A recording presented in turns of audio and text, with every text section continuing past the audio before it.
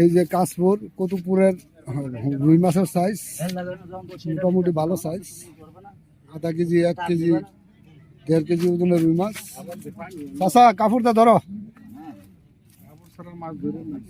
কাপড়টা ধরো চাষা।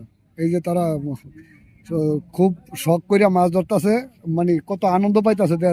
জায়গাটাও দেখতে খুব সুন্দর জায়গা, সাথে মসজিদ আছে, রাস্তাঘাট আছে, সুন্দর একটা জায়গা।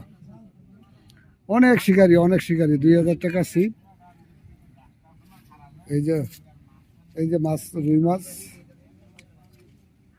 এই যে নেটের মধ্যে রাখতেছে, দেখুন দর্শক।